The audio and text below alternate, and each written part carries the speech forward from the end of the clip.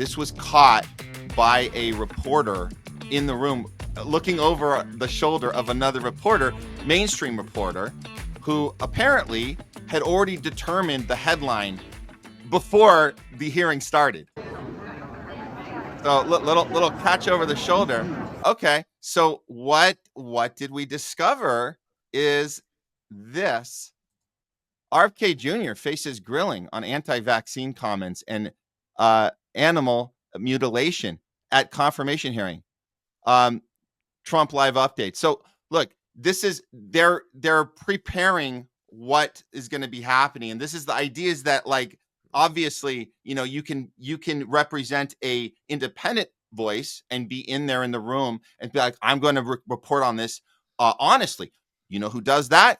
Our guy Jose Vega is in the room right now reporting honestly. If you're with a mainstream outlet that is paid for by Big Pharma, paid for by military industrial complex, you have already predetermined your story. So I just wanted to put that out there, that we understand in context what we're going through to start this thing off. So, okay.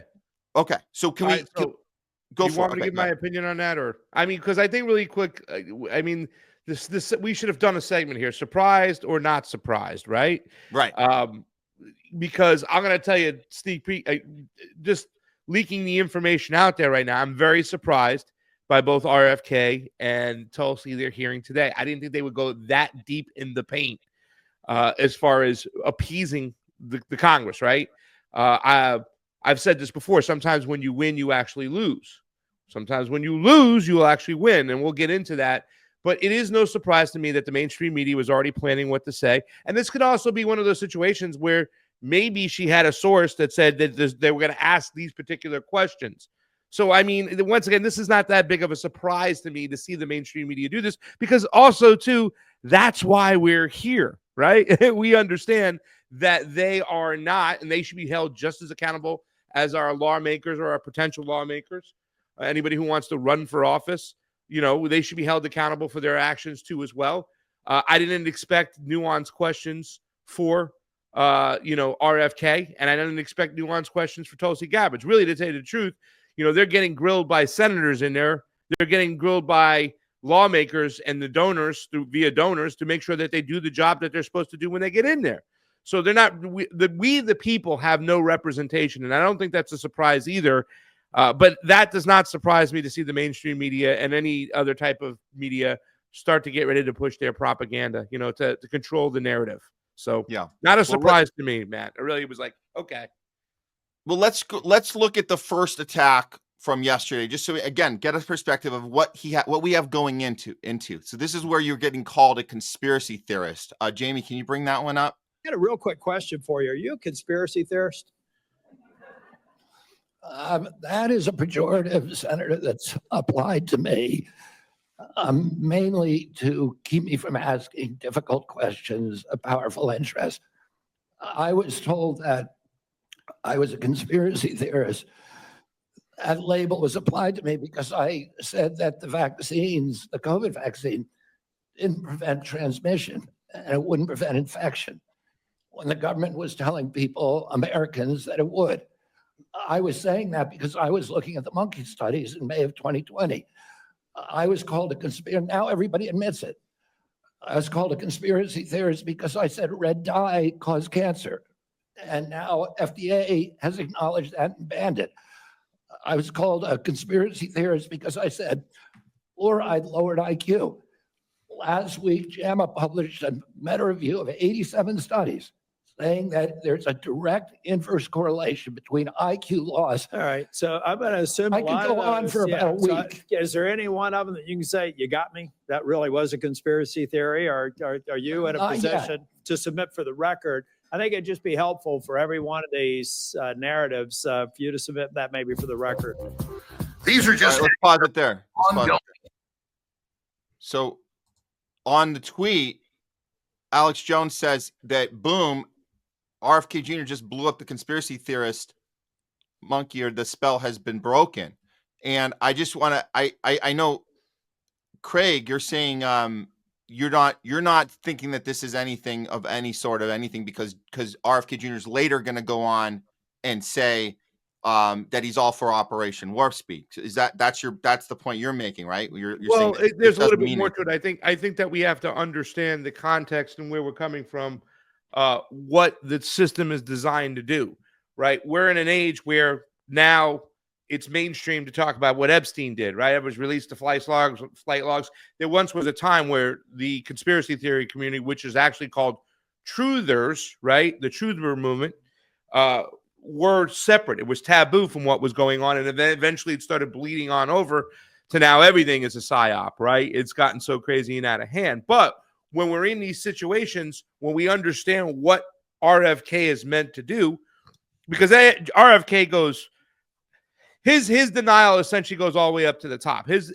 unwillingness to call out the Zionist nation, right? And understanding, how Israel had a relationship with Pfizer, what Netanyahu did, and except not touching them and allying with them, is the system is supposed to give you something that you emotionally attach yourself to. In other words, it's not the fact that they lie all the time. It's that they tell the truth 90% of the time, but then 10% of the time they lie. And they lie about the main reasons. They don't allow you to connect the dots, and they leave you astray.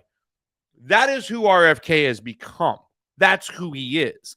So Alex Jones is supposed to recognize that. Probably the responsibility of Alex Jones for his network, a guy who's built his whole business, his model on exposing what the government's trying to hide you, right? And Yeah. Alex Jones has become prey to this too as well. In other words, Alex Jones and RFK are working on the same level right now. They're there to lead you astray. They'll tell you 90% truth, but the 10% of the lie is what's happening right now. And Alex Jones is actually buying into it when he's saying RFK is taking down the deep state. No, he's not. He's aiding the deep state at the end of the day. Okay. Yeah. No, Does look. that make sense? No, it does. And I think if people didn't hear yesterday, do you want to play the clip, the Operation Warp Speed that he's Yes. championing? Question for you on Project Warp Speed. We supported the CARES Act. We had 97 people in the U.S. Senate vote for it. Everybody here. There's only one member of Congress that voted against it, I believe. And Project Warp Speed had CDC, FDA, NIH, and BARDA very much in the mix. Now, some people think that you're going to come in here and insert yourself into those agencies in a way that's never been done before. Let's say that they're a part of a future Project Warp Speed. Is it your intent to go in and do something that's never been done before, based on my staff's research, and insert yourself in a discussion that the scientists are dealing with in those different agencies? No, Senator. What I want to do is, I'm not a scientist. I want to empower scientists. I want to make sure that science is unobstructed by vested or economic interests. That's good. Or by bad culture. And I'll just say about Operation Warp Speed, it was an extraordinary accomplishment, showed demonstration of leadership by President Trump. Oh. When he promoted Operation Warp Speed, he was looking at all of the different remedies, including vaccines, Therapeutics, everything. therapeutic, ivermectin, hydroxychloroquine, famotidine, even chlorine dioxide. And he was not looking at shutting down our country for the year, forcing people to wear masks for a year, forcing all social distancing that did not have any scientific basis, which Dr. Fauci has now acknowledged. He said we took it out of thin air. But all of those changed during the Biden administration. And it became very narrowly focused. We ended up with the worst, the highest death count of any country in the world. Okay. Look, Ow. Look, that stings to hear.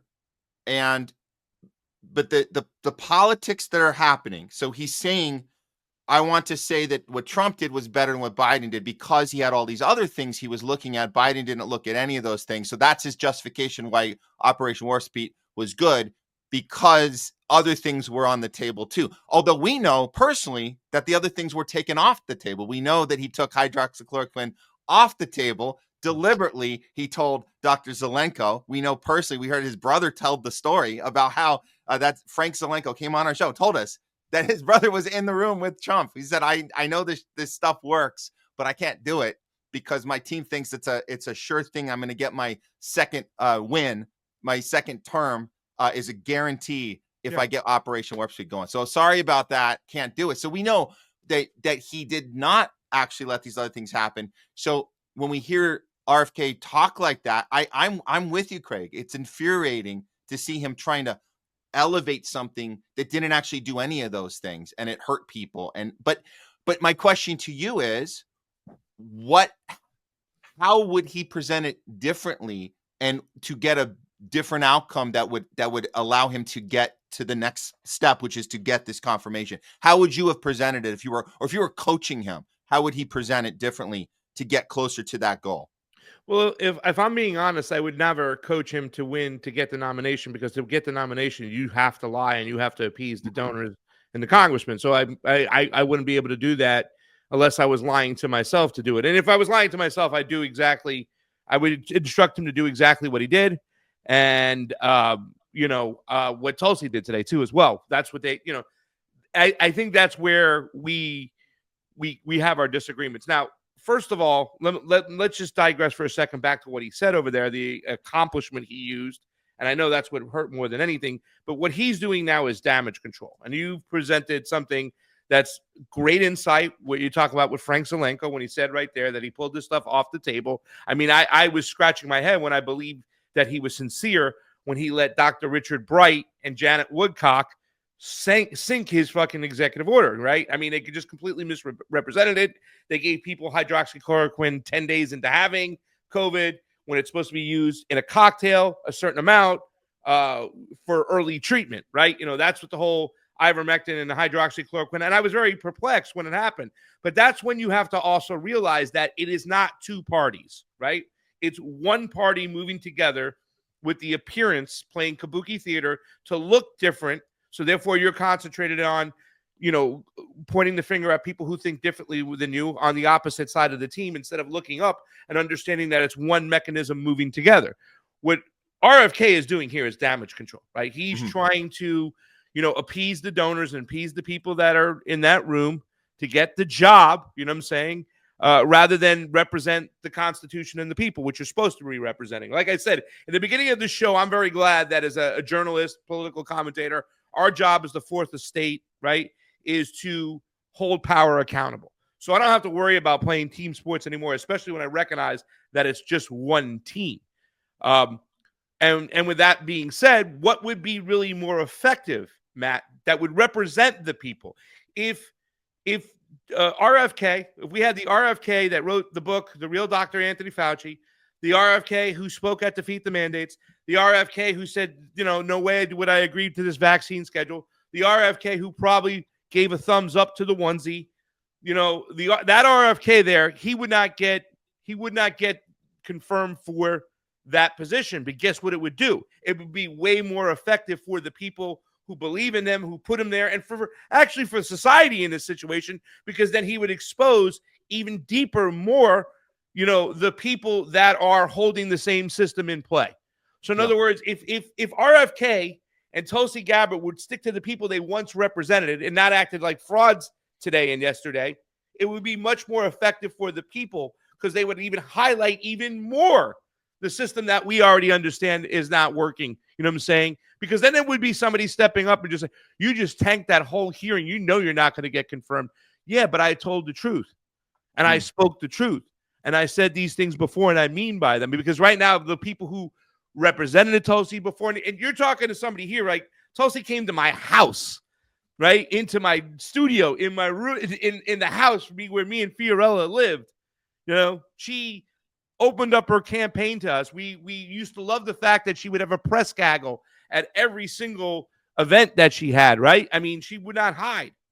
I mean, in fact, certain people, her adversaries at the time, when I was very supportive of her, would use our videos against her. You know what I'm saying? Because we were just asking honest questions, even if we didn't agree with her or not.